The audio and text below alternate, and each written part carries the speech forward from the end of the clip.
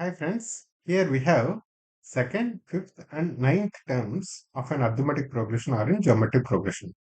Then what is the common ratio of this geometric progression? Right, very simple problem.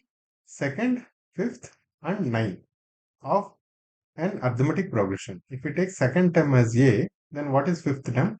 A plus 3D. 5 minus 2 is 3, right?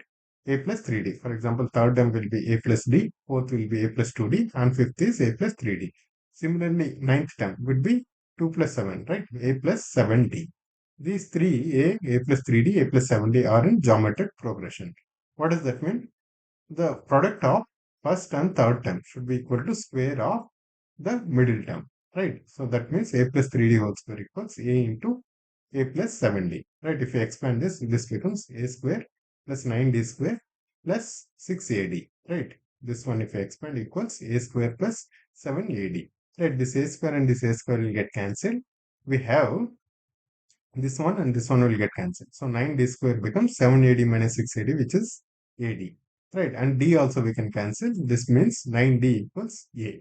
Right. Let's keep it like this. We know the common difference in terms of a. Right.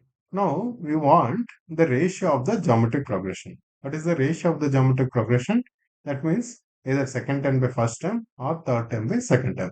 Let's take second term by first term. That is a plus 3d by a. Right. And what is d? 9d is a. What is 3d? That is a by 3. That means a plus a by 3 by a. This becomes 4a, 3a plus 4a. That is 4a by 3 by a. A and a will get cancelled.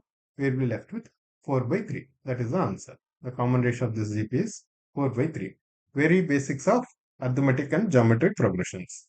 Right. We just need to know that the square of the middle term is equal to product of first and third terms in my geometric progression, and the relation between different terms of an arithmetic progression. What is common difference D, and how do you express multiple terms of an arithmetic progression?